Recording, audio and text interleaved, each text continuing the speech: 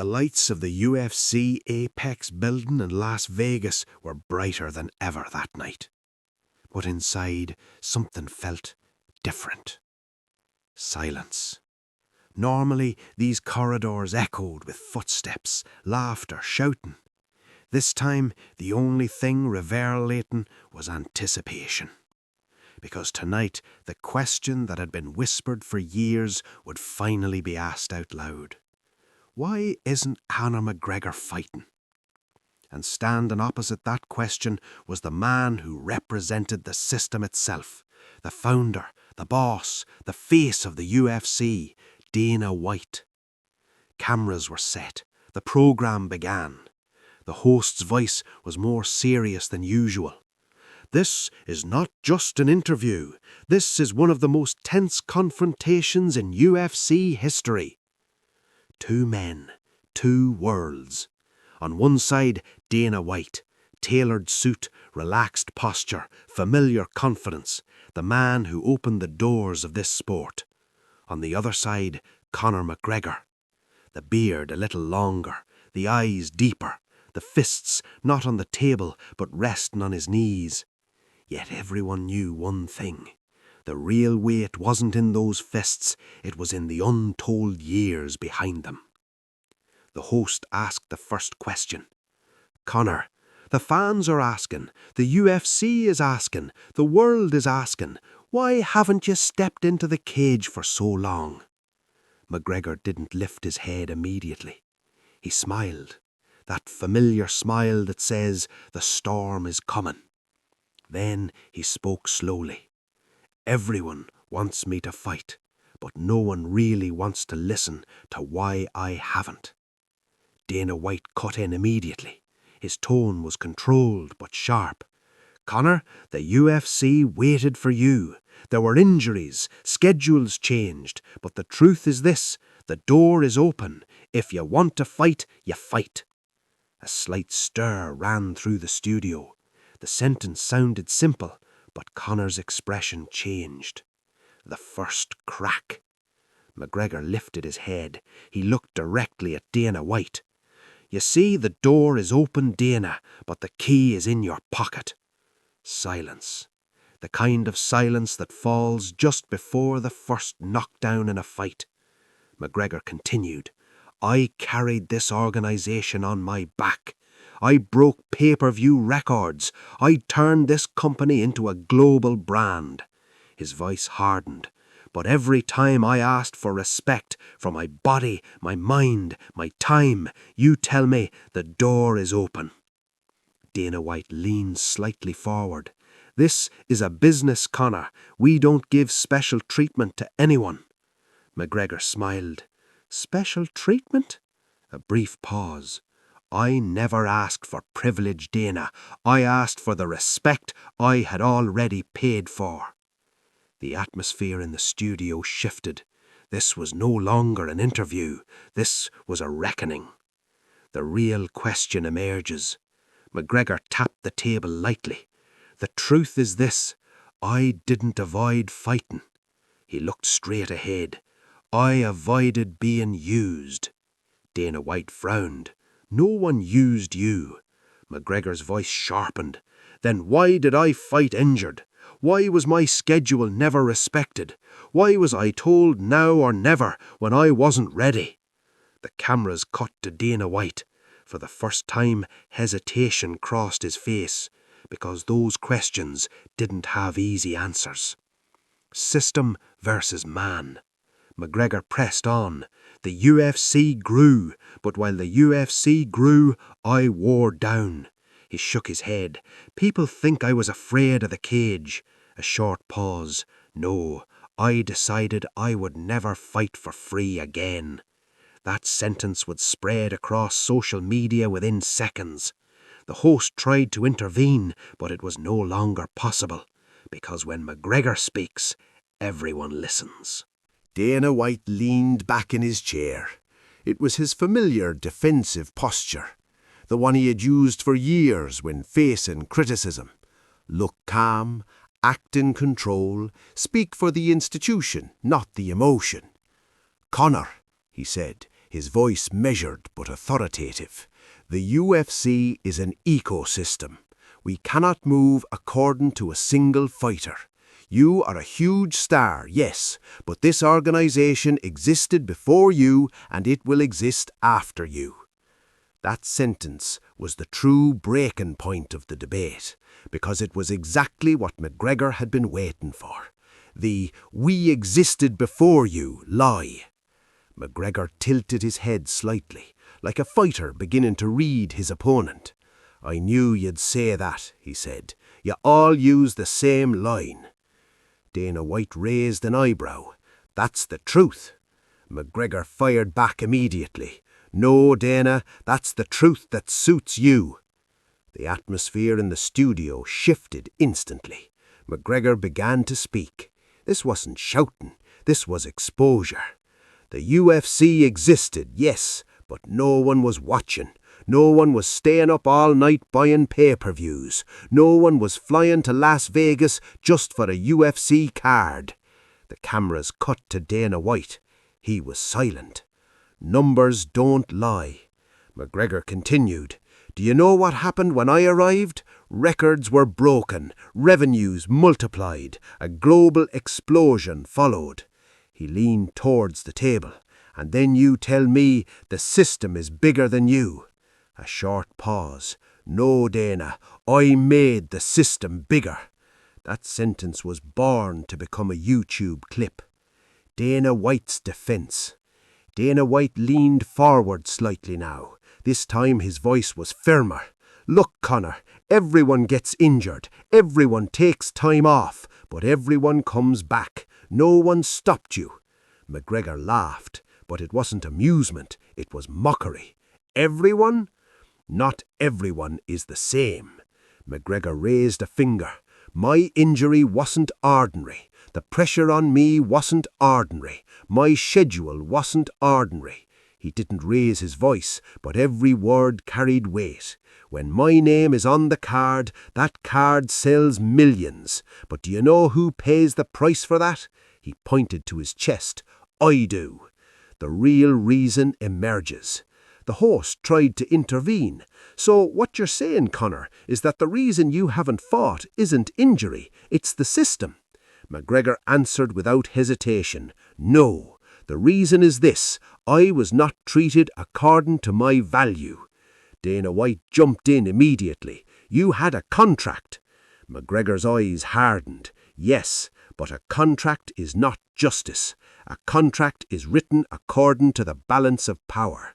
That sentence echoed through the studio. "I am not a machine." McGregor shifted back in his chair, sitting upright. "I am not a machine, Dana. I am not a product that gets thrown into the cage, injured, patched up, and sent back in again." For the first time his voice trembled, not from weakness, but from humanity. "I have a body, I have a mind, I have a life." Dana White interrupted for the first time. "But the fans are waiting for you." McGregor answered instantly. "The fans are not waiting for me to die. The fans want to see me strong." The true reason for his long absence. McGregor turned to the camera, directly to the viewers. "You've been lied to. They said Conor is running. They said Conor is afraid." He shook his head. "No, Conor is protecting himself." That line felt like the summary of an era. McGregor delivered his final sentence slowly. "I didn't step into the cage because they didn't listen. But if I return one day, that day I set the terms." Silence filled the studio. Dana White said nothing, because for the first time, control was no longer in his hands. A brief silence fell over the studio. It was the kind of silence Dana White was not used to. This time, it wasn't the system speaking, it was the man. Dana White picked up his microphone. There was a familiar expression on his face, the look of someone trying to reclaim control. "Conor," he said, his voice firm, "the UFC carried on without you. New stars emerged, new belts were won. No one is indispensable." That sentence was in truth a threat. But there was no fear on McGregor's face. On the contrary, he looked relieved, as if he had finally heard the sentence he'd been waiting for all these years. There it is, the real face. McGregor chuckled softly. "Thank you, Dana," he said, "for finally saying that out loud." Dana White frowned. "What do you mean?" McGregor leaned back, took a deep breath, because that sentence, a pause, proves this is no longer about sport. The air in the studio grew heavy. "I am not a brand, I am a human being." McGregor began to speak again. This time his voice was calmer, but far more dangerous. "Do you know what you told me for years?" He looked directly ahead. "Conor, you're our product." Dana White objected immediately. "No one ever said that." McGregor fired back. "You didn't have to. Your actions said it for you." A brief pause. "You turned me into a poster. You turned me into a slogan. But when I got tired, you didn't listen." History being rewritten. Dana White went on the defensive. "The UFC made you." That was the moment. McGregor leaned forward. This was a finisher moment. "No, Dana." He didn't raise his voice. "The UFC did not make me." The studio froze. The legendary monologue. McGregor continued. "I was already fighting. I was already surviving. I was already hungry, angry, ambitious." His eyes drifted into the distance. "The UFC gave me a cage, but I filled that cage myself." That line was pure YouTube gold. "You gave me a platform, but I gave it a voice. I gave it fire. I gave it a soul." Dana White remained silent. The psychology of the long absence. The host stepped in. "Conor, how did being away from fighting for so long affect you?" McGregor paused. For the first time the answer didn't come quickly. "It was hard," he said, "because fighting was my identity." His tone softened. "But then I realized I'm not just a fighter." "You can't limit me to the cage." McGregor turned to the camera. "There are people who want to define me only by the cage, because inside the cage I can be controlled." He looked back at Dana White. "But outside the cage, I make the rules." A low murmur rippled through the studio. The real fear. McGregor delivered the final blow. "They think I'm afraid because I'm not fighting. No." He lowered his voice. "What they're really afraid of is this. I'm powerful even without fighting." That sentence shifted the direction of the entire debate. Dana White snapped for the first time. "The UFC runs on rules." McGregor replied calmly. "And that's exactly the problem. When rules forget the human being." He didn't stand up, but his words did. "Legends walk away." Dana White's face hardened. Those who had known him for years recognized the sign. Control was slipping, and Dana White was not accustomed to losing control. "Conor," he said, his voice now openly tense, "this organization cannot depend on one name. The UFC can stand without Conor." That sentence wasn't a defense, it was an attempt at reassurance. "Standing or moving?" McGregor shook his head. "Standing is one thing, Dana," he said. "Moving is another." A brief pause. "Running, though, that was me." The audience stirred. That line compressed an entire era into a single strike. What the UFC lost without Conor. McGregor continued. "Look around you," he said. "The cards are full, but quiet. There are fights, but there's no story." Dana White interrupted. "There's competition." McGregor replied calmly. "There may be competition, but there's no passion." That distinction cut straight to the UFC's weakest point. "They miss me because I'm real." McGregor turned to the camera. "People miss me because I was a real risk." His voice dropped. I could lose, I could burn, I could fall. He glanced towards the stars Dana White had produced, but most of them are safe, packaged, filtered. Dana White's final card. Dana White tapped the table lightly. No one is bigger than the UFC. It was a familiar line, but this time it didn't carry the same weight. McGregor smiled. You're right, Dana, he said. No one is above the UFC. A pause, but some are a mirror to it. That sentence split the studio in two. The true cost of the long absence. The host stepped in. Conor, after being away from fighting for so long, do you feel any regret? McGregor answered without hesitation. No. The clarity was striking. Because if I had stepped into the cage back then, I might not be sitting here today. His tone grew serious, perhaps injured, perhaps forgotten. I saved myself. McGregor completed his thought. People ask, why didn't Conor fight? He took a deep breath. Because I saved myself. That was a sentence rarely heard from a fighter. The terms of return. Dana White asked immediately, So, will you come back? McGregor lifted his head. His eyes were clear. Yes. The studio stirred, but not on the old terms. Dana White frowned. What do you want? The historic line. McGregor spoke slowly. I won't be coming back. I'll be coming to take it back.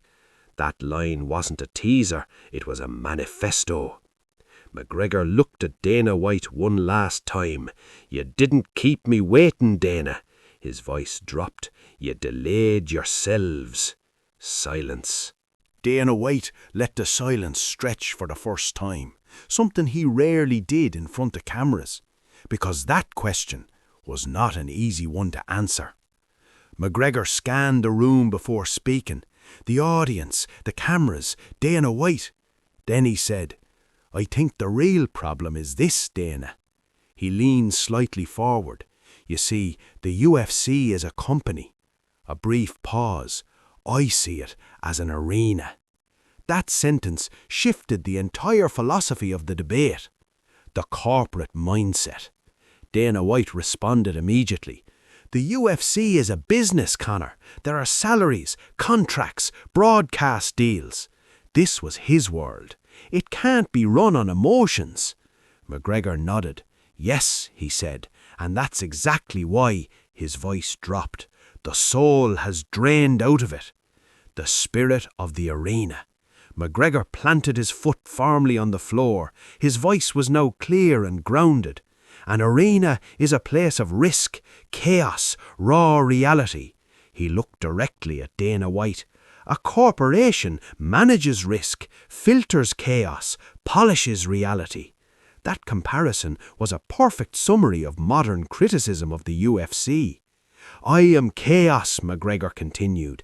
I am chaos, Dana. He smiled faintly, and chaos cannot be controlled. Dana White shot back. Chaos causes damage. McGregor shook his head. No. A brief pause. Chaos awakens. The final explanation for his long absence. The moderator stepped in one last time. Conor, viewers want to know one thing. Why didn't you truly return for so many years? This time, McGregor answered directly. No detours. Because they wanted the old Conor back. He took a deep breath, but I had grown. Take the same risks, sacrifice the same body, sell the same story. He raised his head, but receive none of the same respect. That sentence was the ultimate explanation for his long absence. Dana White's breaking point. Dana White lowered his voice for the first time.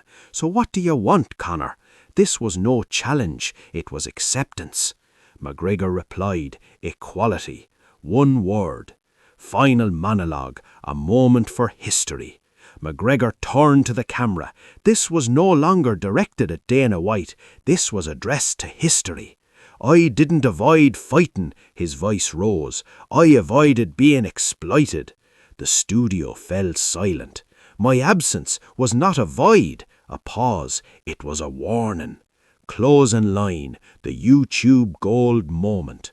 McGregor delivered his final words. Some men are born to fight. A brief pause. Others are born to fight the system. He looked straight into the camera. I've done both.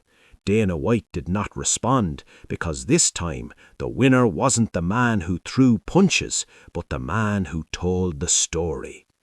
Conor McGregor didn't fight for a long time, but he didn't stay silent, because sometimes the greatest battle isn't fought in the cage, but at the table.